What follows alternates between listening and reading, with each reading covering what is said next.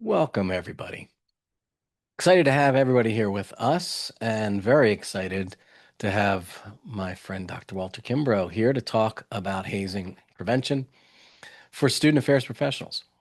My name is David Stollman. I am the president and co-founder of CampusSpeak, and this issue has been important to CampusSpeak for a long time. It's been core since we started. And way back in 2007, CampusSpeak launched the National Hazing Prevention Week, National Hazing Prevention Symposium.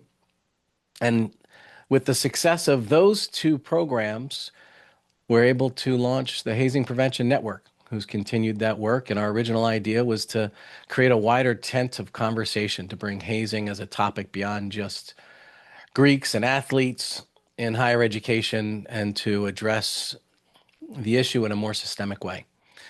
One of the people that has been core to the growth of this conversation around hazing, and especially with his writing the history of Black Greek letter organizations, Dr. Walter Kimbrough.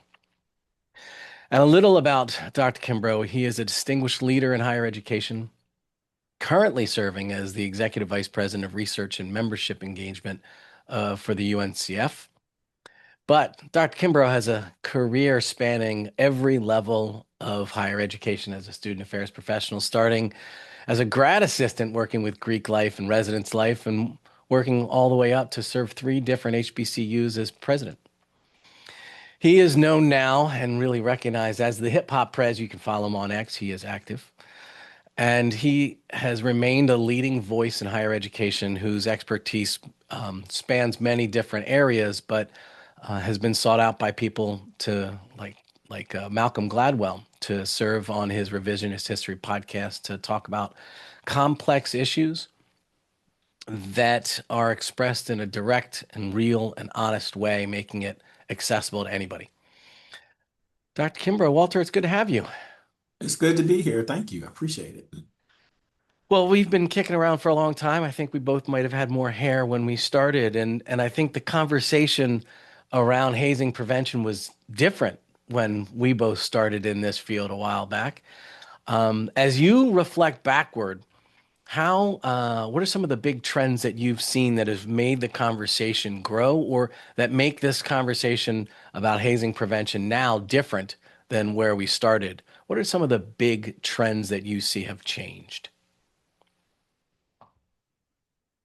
And as we were talking, and thinking about just the changes over time, I mean, a lot of it has been driven by more public awareness, through a lot of the campaigns that we have done, both for individual campuses. You had organizations like NIC did, and this could have been about 15 or 20 years ago. They had three task forces to look at certain issues, and hazing was one. I was actually working on that task force for NIC. So you had different groups leaning in. I think a lot of it really has played more of a role based on media coverage, particularly with deaths that raised the profile of it. So, I mean, there have been cases, but you amplify, you know, growth of I guess when I first started as a grad student at Miami, I'm trying to think, had Al Gore invented the internet yet or not? So, but anyway, it was like all of that was still really new. When I started working at Emory in 92, people were really just getting email. So you go from that to, social media where something goes viral immediately. If there is a major hazing case, everybody knows immediately. And I always tell students, when I was in school at Georgia in the late 80s, if there was a bad hazing case, you might not ever know about it because you didn't have widespread access to newspapers. So it had to be really significant for a lot of people to know. So I think just the media and social media has amplified those stories. And I think they've been more unique too. I think particularly about the band hazing case at Florida A&M, that got national attention because people are saying, wait a minute, there's band hazing and the drum major is the person that died. So I think that was a unique story that brought more attention. Then, of course, in recent years, in the last few years, you had Senator Cassidy from Louisiana, where I'm from, and Senator Murkowski from Minnesota getting together to pass national legislation that Joe Biden signed to take it to another level. So there's just been levels to it, as we say. But I think a lot of it is there's been, more interest in people providing the information. There's been more media access. The other group I would add too is that parents now have played a major role, particularly in the last 10 years. You remember back in the day when we started off, it was only Eileen Stevens and her Chuck. organization, Chuck. That was it. And everybody knew Eileen Stevens. Her son died in the 70s in upstate New York.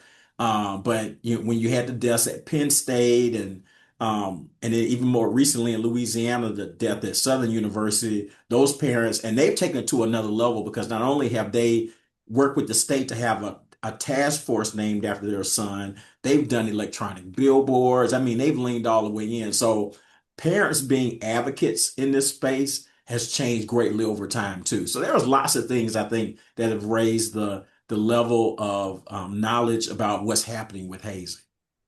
Yeah. When we are talking, I'd like us to try to structure because our audience are mostly student affairs professionals, campus based, and I'll invite that audience if they have comments they want to put into the question. I will either weave them in or we'll set up a section for me to ask those questions for you. And that could be either in the chat or the Q&A if that's of interest. I, however, hope to get to a lot of them through our dialogue. And when I want to separate into some buckets and create a structure for us to have a longer and deeper conversation about what student affairs professionals can do. And so as I'm bucketing this, we're going to talk about the newer professionals, we're going to talk about that mid-level, and we're going to talk about our senior student affairs professionals, and we'll build toward that.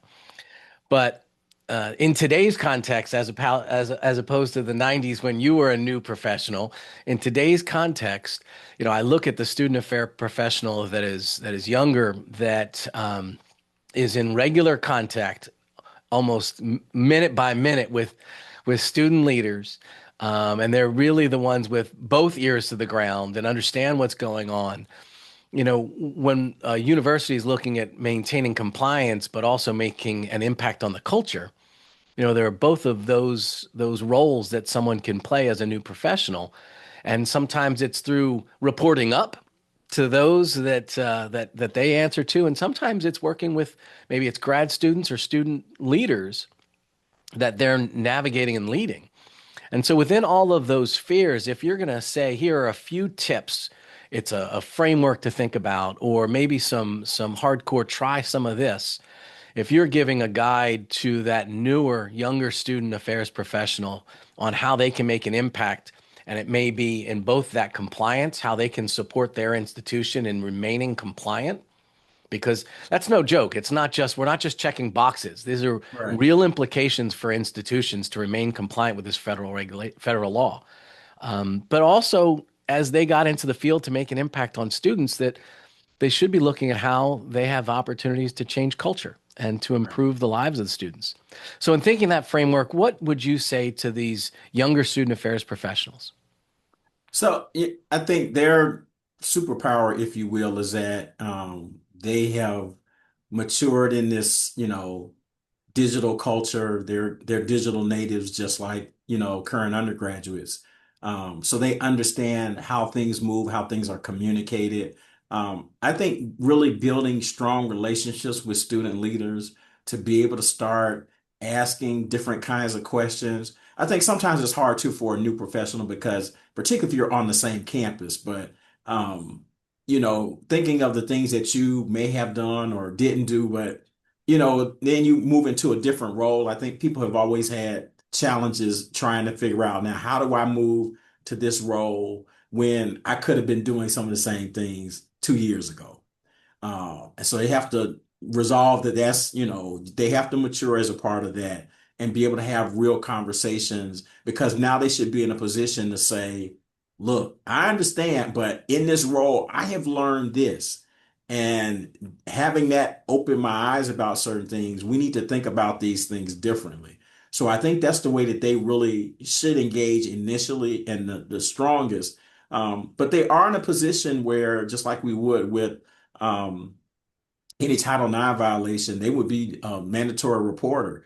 So if they know something is going on that is really, really bad, they're going to have to report up on that, or whatever path that is. But I think that they really should, engage the community of those current undergraduates to have conversations and to notice things that they realize are seem out of line, to share that with other people. So they don't necessarily have to say, I know this is a problem, but they should be able to identify certain patterns and behaviors of things that, based on their experience, they know, this might be a problem. It's something we need to think about. How do we address that behavior? So, like, one of the things I always tell people, is that, particularly for culturally based groups, if you see these folks who are, you know, mid to late 20s that are always on campus, and it's like that's always a sign for me, particularly in hazing cases I looked at over the last 15 years. When people are getting arrested, I see a lot of people 26, 27, 28, 29. So that's a sign. And to be able to have those kind of conversations and conversations with the current undergraduates to say, hey, what's going on with these people? They're not in the chapter. Why are they involved in some of the things that you're doing? So I think that's it's an interesting role for a new professional, but they should be the boots on the ground to be able to translate to those they report to say, this is sort of what's happening on the ground, what I see, and to work with the current leaders to try to help them be able to address issues as best as they can. So what I hear is that they need to be able to establish their credibility Right. while still being authentic and honest and Yeah. acknowledging mistakes they have made and, but not using those mistakes that they have made as cover to allow others to make the same ones. Right. And at the Yeah. same time, trust their gut that they have the spidey sense of having, kind of the ear on the ground and knowing what's going on and seeing things, and to be able to trust their gut that they might not have specific ABC was done, but looking for those warning signs and that tingly feeling like maybe something's going on because I see whether those Right. Yeah. and not to pass it up. The old story, the deer gets a feeling and stands up and bolts away because of a feeling that may not be there. You Right. don't explain it away. Don't say, "Oh no, I'm just overthinking it." That they Right. actually Right. should take action and make sure that somebody else also knows. And so that's part of that reporting part. Yeah. And they have to understand when you accept that kind of role, um, your actions or lack of action, and now I'm putting on my expert witness hat, that could implicate the institution. So if I'm an expert and I'm reading depositions, and I've read depositions of entry level advisors, things that they said, things that they did not do, that harms an institution, and it causes people to have to settle because you are now, a university official. You're not, they don't care that you just graduated a year or two ago. It doesn't matter. So when you accept that kind of role, you have to understand that there's a different level of responsibility. And you want to have a good relationship with, that undergraduate group. I understand that too, but you got to be able to understand that your actions or lack of actions, particularly if something goes extremely poorly, you have now created a level of liability for the institution and for yourself too, to be honest, because sometimes people sue everybody. And I think sometimes younger professionals don't understand that fact pattern. They don't understand that obscuring or pushing off to the side one, two, three data points Yeah, can have a large impact on the institution, can have a large impact on themselves. And I think sometimes they don't look down the road that it can have a large impact on the way the organization continues to operate. right. And in hazing prevention, we talk a lot about getting upstream of problems. Getting upstream of problems comes with the responsibility of knowing which way is upstream. Yeah, yeah, And so I think, that younger professional being able to connect some of these dots and understand the responsibility, like you said, that they have as part of the institution's administration, even though they're brand new. And I guess that leads us to their supervisors, those mid-level professionals. So same question, we're thinking about both compliance and culture for those mid-level professionals and how they're dealing with those to whom they are reporting and those that are reporting to them. What are some words of wisdom and some advice or a way of thinking about? And again, we have a lot of people here that might not be on campuses where they've been addressing hazing. Right. We talked about this in the beginning that some of campuses that didn't have Greek life or that don't have, very strong athletic programs that are, expecting hazing to be there and like, our band is not going to be an issue. They just wish it away. They don't realize hazing can still exist because the students coming out of high school bring it with them and they're in clubs and organizations beyond just where we expect. Now some of these people are dealing with it. So for that mid-level professional and how they're addressing their job, both reporting to and people reporting to them, how can we think about ways they can improve both compliance and culture?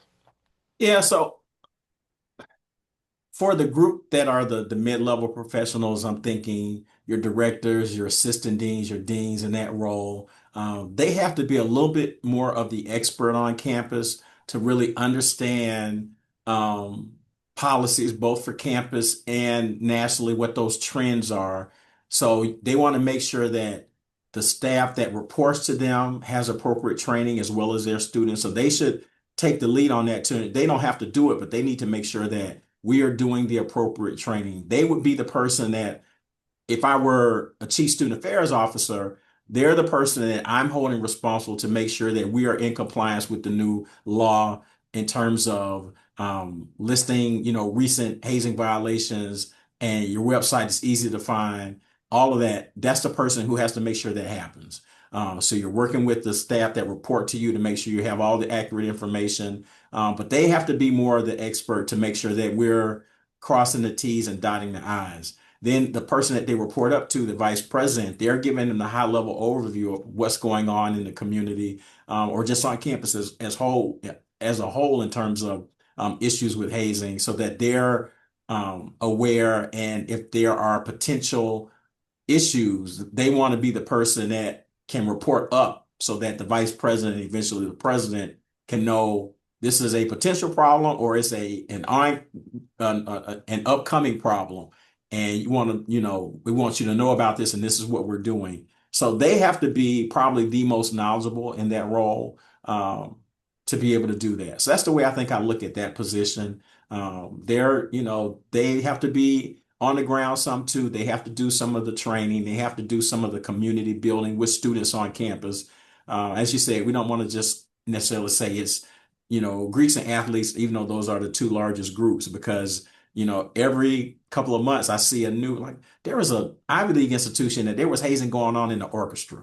I mean, so that's, like I said, that was a new one for me. I was like, okay. Um, so they just have to make sure that the institution as a whole is really being compliant in terms of all the rules that they have, state law, federal law. I think that's their responsibility. I see a lot of these people in that director level, that mid-level area as well. They're almost like traffic cops with all the constituencies. Yeah, So, it might not be the newer professional that's dealing with, and I was bucketing some of these, and I'm going to throw eight different constituencies out there that they kind of play traffic cop with some of, time and others. And maybe you could speak a little bit to that role. And I was thinking about, sometimes it's the student leadership itself. It's those individual high level leaders, an SGA president or something at that level, a council of athletic captains. It's those coaches sometimes when it crosses over into that student affairs from the athletic world. Sometimes it's that RA and the housing area, advisors, those grad assistants. Certainly, they're the big bridge to the conduct office. And when it comes to how, whether it's, specific compliance with the conduct office reporting or just dealing with individual issues and reports. And then I'm thinking about alumni, how they may come back and that interaction at some of those big traditional events.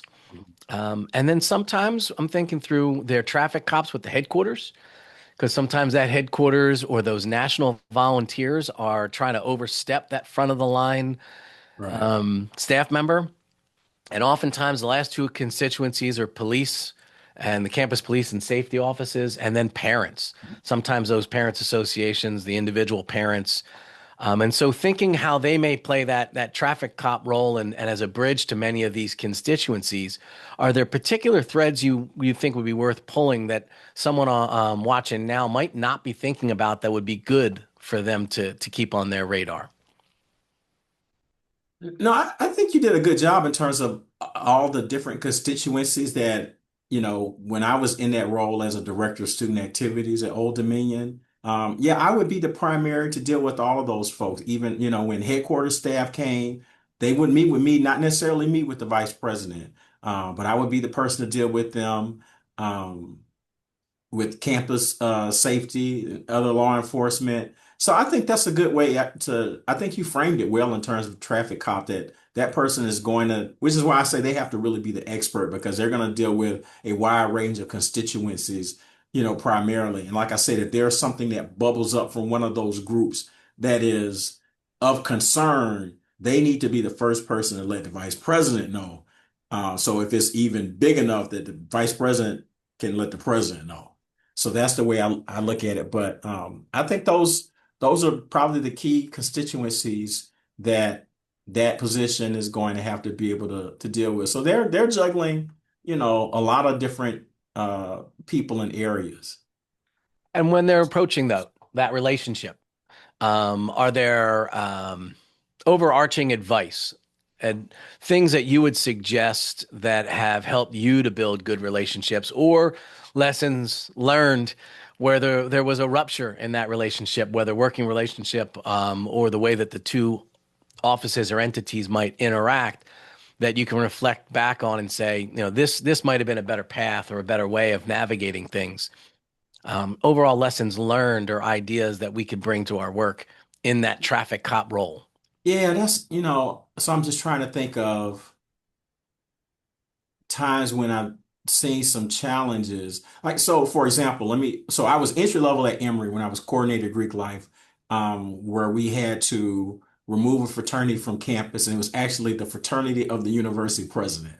So it was really messy, but he was like, yeah, I've had enough of this. They've got to go. And you had both of my supervisors there, and they would have been in the traffic cop role and had relationships with people at the headquarters. But it was the headquarters team was on our side. So it was really the administration and the headquarters against the chapter because the chapter was furious about what was happening, but they had violated all kind of rules. So it was just, so I mean, I don't know if there was anything that we could have done better in that regard. I think that we worked well together.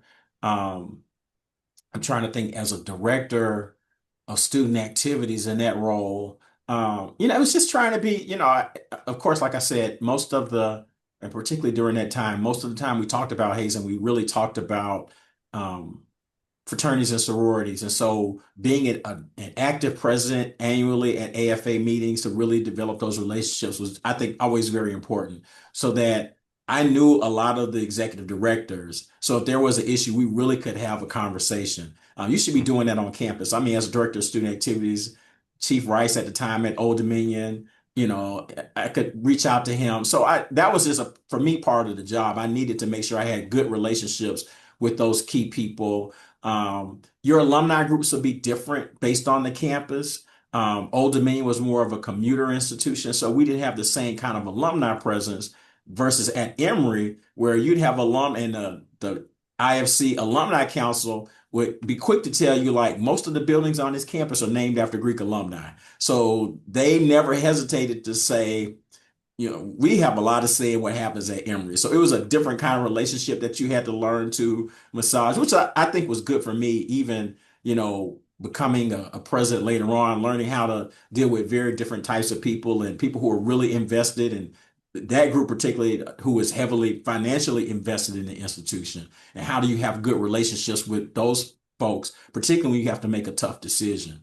So overall, I think those are all good learning opportunities, but I would say for that mid-level person, it's sometimes being proactive, making sure you're at the same places to engage with folks. And you should definitely be doing that on campus. There shouldn't be anybody on campus that you can't, engage with regularly just to check in to see how things are going. And that would probably be the suggestion I would make that key groups you need to deal with, every now and then have a conversation with the athletic director to say, how are things going? Any concerns about hazing? I mean, there's been a lot of joint programming recently, and even in sessions I've done where you just don't do it for Greeks. It's like Greeks athletes and anyone else, which I think is the way to go. So I think we're doing a better job of that than we would have done 20 years ago. So I think that's been a good trend.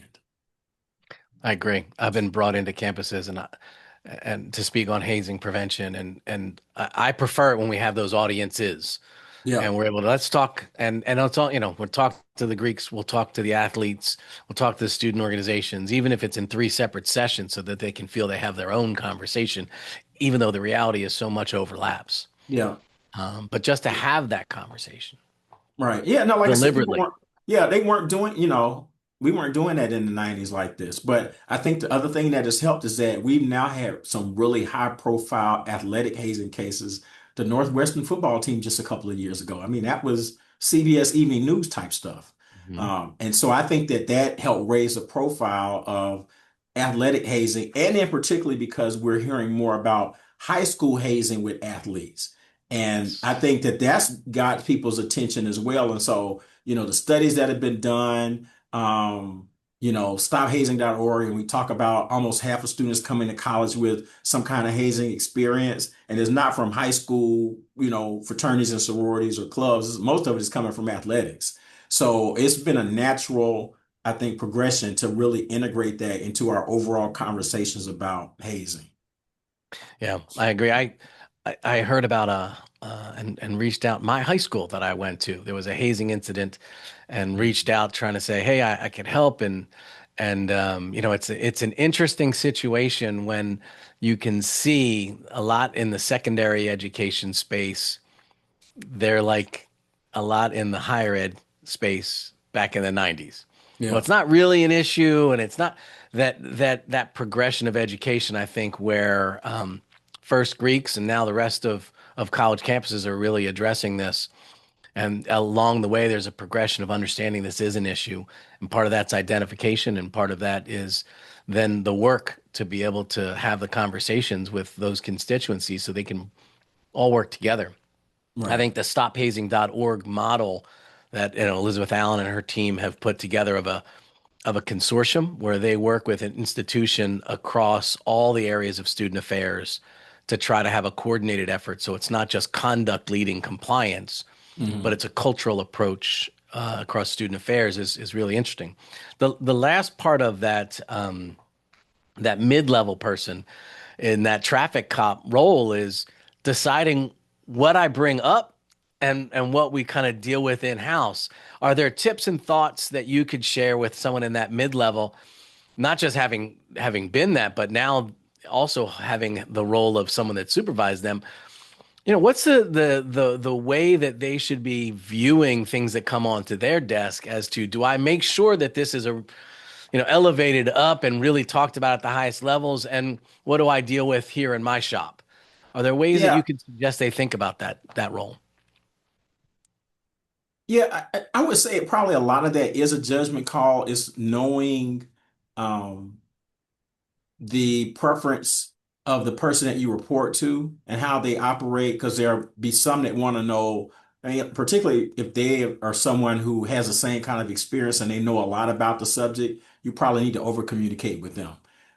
There might be some that they aren't as interested. And so you can provide some basics, but you'll have to make the judgment call to say, and sometimes I think I would err on the side of over informing, just to say, hey, I had a conversation. This might be an issue. I don't want to alarm you, but I just want to let you know I'm looking into this because there's enough there for me to at least ask further questions. I think there's a way to frame it so that it just doesn't come out of the blue and telling the VP one day, like, okay, we have a 5 alarm fire. And they're going to be like, well, when did you know that?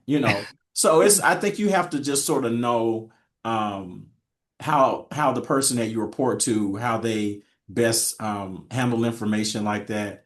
Um, but I think it's probably best to err on the side of caution, and I would, present it in such a way to say, I'm checking into something. I'm gonna give you just a broad, stroke as of what I'm looking for. If it's nothing, I'll just circle back. If it, escalates, I'll make sure you know. Um, and then just things that you're doing that are good, just to keep them, informed would be great too. Just, because they have to be educated if that's not something they've really paid attention to. You can say, as of December. I guess it was December 23 or whatever, the law required us to have on our website easily available information about hazing cases. We are compliant now. Here's a link. I just want you to be aware. So if you ever hear anything about it, you can say, yes, we're compliant. I mean, stuff like that is good. You get extra points for that because you have told them something that they might not keep up with.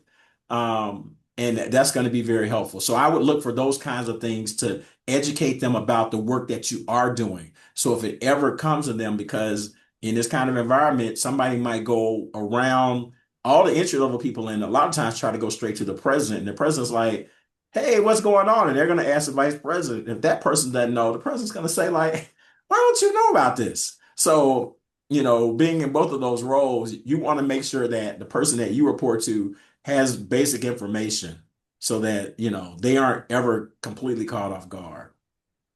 That sounds like basic tips for advancement too in your job. Absolutely. Yep. That person up for success every time you Set can. them up. That's right. But yeah, and I think it sounds like it's almost a good idea to have that conversation. What's the level and depth that you want me to report up to you? Right. It sounds like that's those relationship type talks. What do you want Yep. me to handle, and what do you want to make sure you know about that I'm handling, and to what level of granular detail? And I guess that probably does range widely based on that senior level of experience that they've had at those different roles too. Right. Yeah, it's different for everyone. In terms, you just have to sort of know what their interest is and their style. I always told people as a president, it was always hardest for my student affairs people because I had pretty much done everything in student affairs. So that made it, easy for me to ask different kinds of questions. That was important, but it just depends on the person, I think. Not sure what that glitch was, but I'm glad to be here. Um, all right, so we've talked about that newer professional. We've talked about that mid-level. All right, let's get to the senior student affairs professionals and what they need to be thinking about. Again, I really want us to look into those two buckets of compliance. I'm sure that is a high level of importance for that person, compliance, and then also culture, because my experience with some senior student affairs professional leads me to believe that they have more opportunity for impact on culture than they give themselves credit to have. Mm, That they have an opportunity really to have a deeper level of impact in the way that they lead their teams, and not just the way that they structure their shop or that they set up their programming, but that their style and impact of leadership can really set tones that others follow if they lean into that. right. So when we think about that senior level, thinking about both that idea of what they need to be doing to stay in compliance, but also focusing inward on their opportunity for impacting the culture. What are some thoughts that you have that should be front of mind for them? So I think two things that come to mind in terms of culture. I think they have to be engaged in the entire process. They need to be visible. If you do, um, leadership trainings on campus, just, in general, that's an opportunity for them to weave in some of those values. A lot of institutions do, student leadership workshops.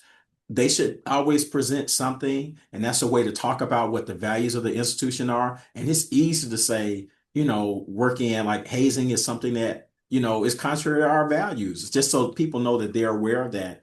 Then when you do special um, workshops and presentations around hazing, I always like to see when the chief student affairs officer is there. If I go speak somewhere, which I see a good number of times, and I think that they might do an introduction. They might make comments to close. I think that's good because they're saying like, we brought an outside person, but we believe in this. I believe in this work. We want to, have a healthy campus culture, and I'm committed to that.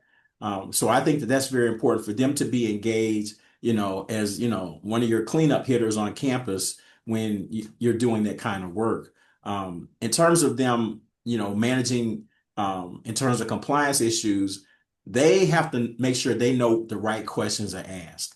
And the way that they do that is, I mean, high level overview, if they just read the major higher ed related publications, there's enough articles about different things that they could read and then ask people on their team, like, hey, what do you think about this? How does this apply to us? That's what I would do as a VP or as a president to say, have we thought about this? If you see a hazing case in the news, ask the team to say, let's tabletop this. If it happens here, what do we do? Those are the kinds of things in terms of it's not just even compliance, but you're helping to make sure that your team knows what to do in those situations. You're participating in the educational process for them. So that's where that leadership, I think, becomes very important. So they don't have to know all the basics, but they should know enough to ask all the right questions. You don't have to have the answers, but you see things that happen, and you should say like, and just even if it's like, hey, what do you think? Is this an issue for us? Is it something we should be thinking about? Those are the kind of questions at that level you should be asking. I love that. Know enough to ask the right questions. Yeah, That's absolutely. that's fantastic. That's fantastic. Um, and again, also with their role, thinking about still they answer to somebody too. Yep. And it's not just how they lead others, but it's in some ways the hardest job leading up is from that VP and P role. So can you talk a little bit about the opportunities and the challenges of, how they can lead upward and, maybe not call it manage upward, but lead upward in that Mhm. role of a vice president, chief student affairs officer, or the president, and in particular with these hazing issues? Yeah, so I mean, having gone to like some of the President's Day events for the SAC-CLC accreditor, the room was always extremely quiet when the sessions were about Title IX and hazing. That scares presidents to death. They're afraid of those two things scare them more than anything. So you have their full attention on that. Some might not want to know a lot about it. Some might be more engaged. But that's the opportunity to set the table with the president just to make sure they know really big picture. This is what happened with the landscape, and this is what we do. Just to give them basics, because most, and it just depends. I mean, still I don't remember the latest numbers, but it's less than 10% of all presidents have a student affairs background. So for a lot of them, it's completely foreign to them. They don't really know anything about it, particularly if you came up through the academic side. And then now we're getting more presidents, that don't have any higher ed experience. They don't have a clue. So it's an opportunity to help frame what you do for them and to assure them that you have this, because you really want, as a VP, I wanted my president at Albany State to know, like, Dr. Shields, I got it. And she was like, I mean, she was good. She would give me stuff that I didn't want because she felt like I had it. And that was the problem I had with her. She was like, okay, we had a student died, an athlete died one day in practice. Athletics did not report to me. She was like, Kimbrough, you weren't with it. I'm like, Dr. Shields, this is in my area. So, but that's because of the relationship. I knew how to handle crisis situations. So she's like, you take this one too. So I think that's what you want to. You want to, be an area where, because like I said, for presidents, and I just did a board training recently. I talked about top 5 issues that boards have to think about. And I just say students behaving badly. Those are the things that you cannot control, and they happen all the time. And in this new social media environment, it's it's viral immediately. And so you don't even have time to come up with a game plan. You have to just keep moving. So to be able to have the president's, confidence and to give them one less thing to worry about when there's so many things the president has to worry about. I want a chief student affairs officer that I know if something is bubbling up, they can handle it and they bring me in to do what I need to do. So I think that's what you can do. That's how you manage them to develop a level of confidence that they know you can handle it. And that's one less thing I have to worry about. Yeah, that's fantastic. Display that confidence so they give you the trust to take care of your job. That's great. It's just like I think about for COVID, the person who led our COVID response at Dillard was our chief student affairs officer. And he played the lead. He told me what I needed to do and what everybody else needed to do. I was completely fine with that because I knew he knew exactly what to do. So that was one less thing I had to worry about. I just had to play my role and do what he told me to do. But he was our leader for that. And so as a president, That was great for me. That was just one less thing because I'm thinking big picture, how do we get students back? How do we clean up our campus? I need to figure out how do we get the FEMA funding, those kind of things. But he could do a lot of the other things that I didn't have to worry about. And that was great. In a bigger picture, in the way that hazing prevention work has been tracking, I'm thinking of parallels to sexual assault prevention.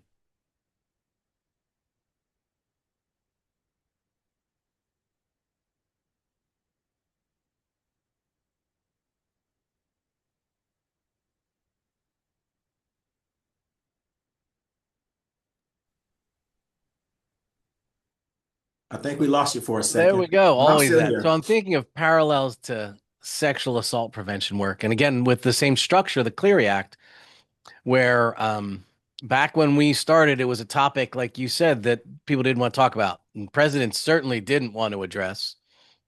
And education really started the conversation.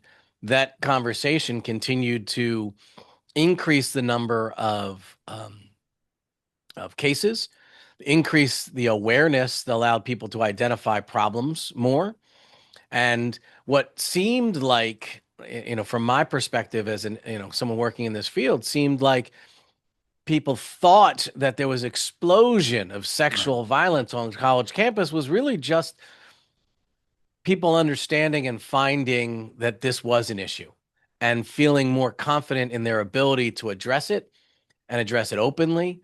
And I think hazing, in some ways, has taken that same track. That as we've had the conversation more, as we've been able to identify the problems more, name and really help people see them, I think that we're along that same track. That you're starting to see, like you described, hazing being found in athletics where it may not have been in the past. Large programs, small programs that, as you really look backward, have been there for years. right, In other areas, I'm reading about hazing occurring in trainings of firefighters, in all sorts of places that, again, when we realize and think back, isn't necessarily new, but just newly identified as an issue. right. So, thinking again about many of the participants that might be on with us today and on campuses that haven't been actively addressing hazing, having these conversations, in anticipation of what might be coming as they do address this more. Are there thoughts? Are there lessons learned on how many effective student affairs divisions have dealt with the growth of sexual assault claims and the handling of that, or the education, the prevention work, all of those areas that we might be able to translate to hazing prevention? From your position of having seen so much, are there lessons learned that we might be able to kind of look forward and project forward? Yeah, there was, I think, a concern at a point in time when people would ask, are there has there been this increase in hazing cases because people felt like they were just seeing more? And I always just said, no, I think we've gotten a lot better about talking about it, about making it easier for people to report. I mean, this goes back to the days, as I said, I went to Georgia. Ron Bender was my Greek advisor. Ron was doing anonymous hazing reporting in the late 80s before anybody was doing it.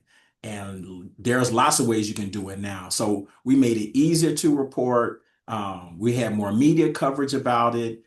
You had more friends reporting it. You had more parents reporting it. So for some people, it felt like there was just, an explosion of cases, but really people felt more comfortable telling what was happening, which I think was really good. Um, you also had, I think, more outside pressure. So even along with the Title IX cases, you had advocacy groups out of places like Washington, D.C., that were suing institutions to push to say, you're in violation of Title IX for this, this, and this. And they put pressure to get people to change. And I think you're going to start seeing more of that now with hazing cases as well, with this new federal law, that there will be outside groups that come in and say, this is a new federal law. You're not following it. You're not reporting it. It's not transparent. So I think all of those things are working together. But I always start off and just say, I think that there has been much greater emphasis on education, exposure about what's going on. A lot of different campaigns, different ways that we've done the campaigns on campuses, student-led campaigns, social norming, all of those things I think have improved greatly over time. So we have to keep doing that because as I tell people, hazing is a 600-year-old problem. So it's not new. It is really embedded in the DNA of people, not just Americans. I go back to German universities in the 1400s. This is a very tough problem that we still deal with. So we continue to evolve in how we address these issues. But it's tracking, I think, in a good direction. We still are trying to learn and figure out how do we um, get even more traction. But the increases in numbers for me was never a problem. I always chalked it up to there's just much more conversation about it. And I think there's still even more that we could do. I think you could have more, PSAs done by, famous people, both for high school athletics all the way through pro athletics to talk about hazing. We still haven't done everything we could do yet. So I hope it continues to evolve in a way that I think will be helpful. I agree. I think the opportunities are immense and cultural opportunities. And I think, it's we are the tip of the spear in many ways of pushing this agenda forward to have the conversations. And it's always been a point of pride for what Campus Speak does in general, but student affairs in particular.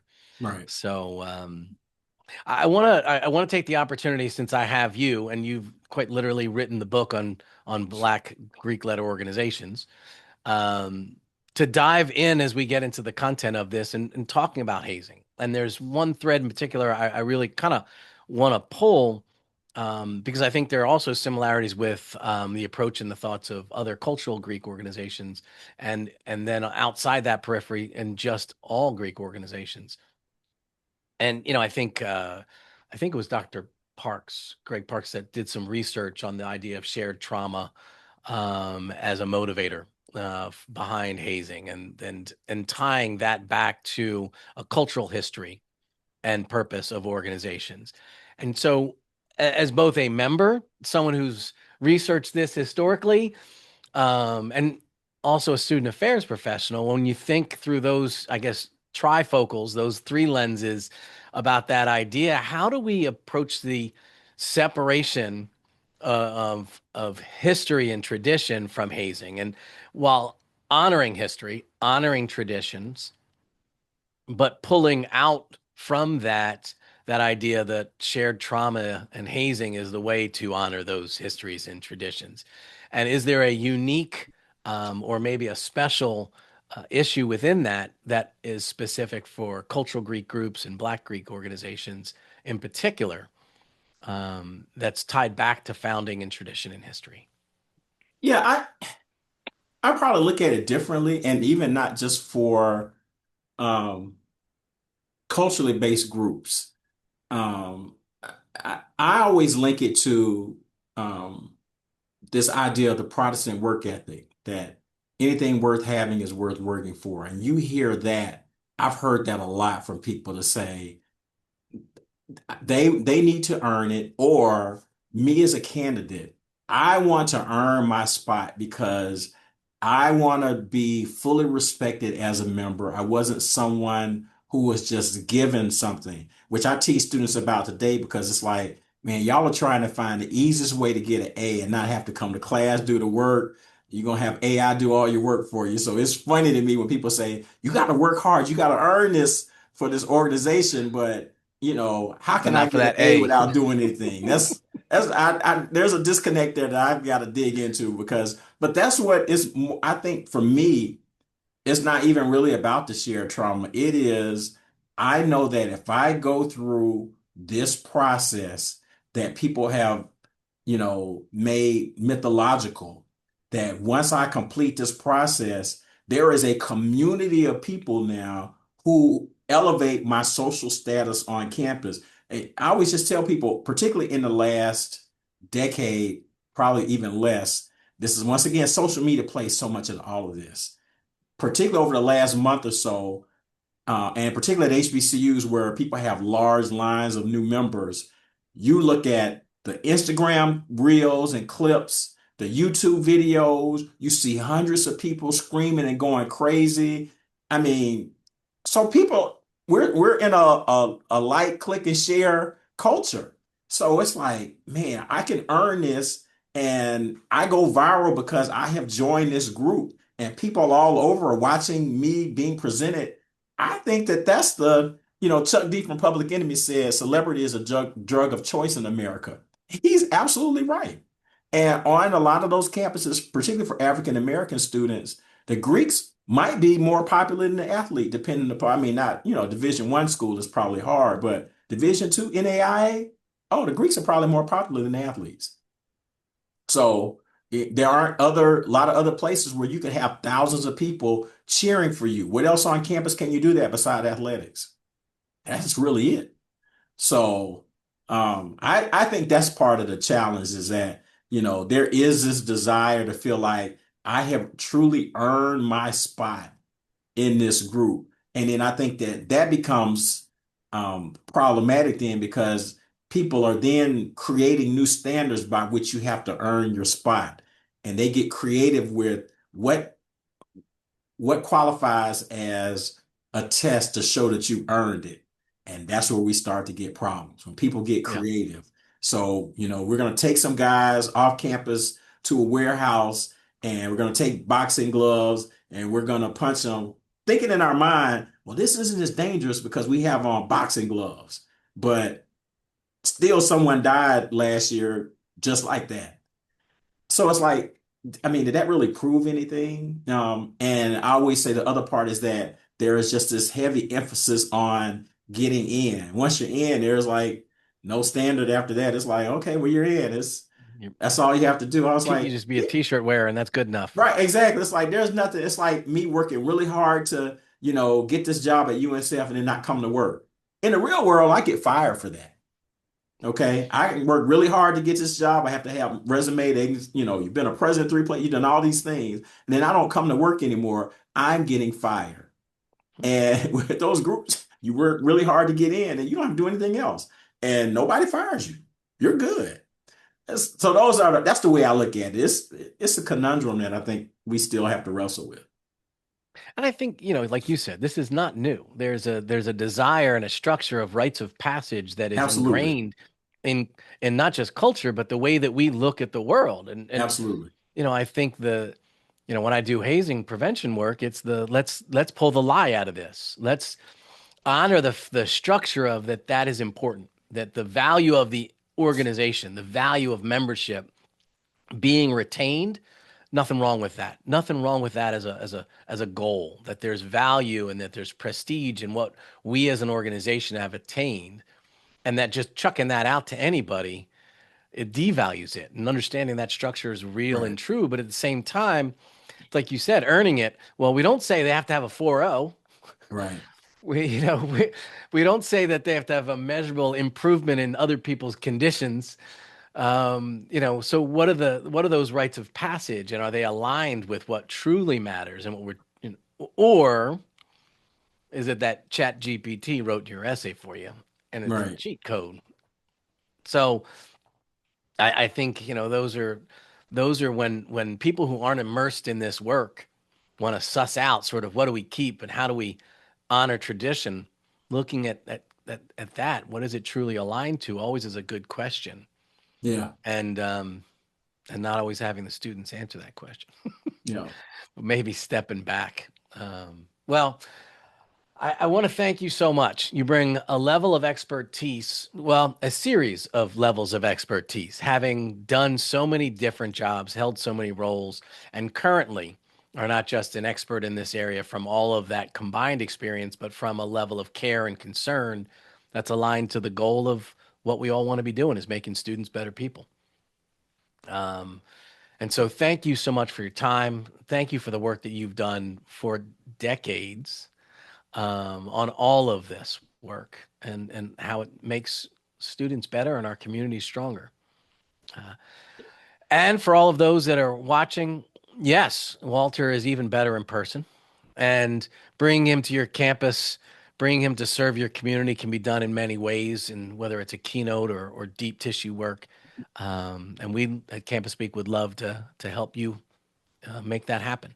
So thank you everyone for being here. Thank you for your time, and we'll look forward to having you join us at another webinar coming up soon. Thank you.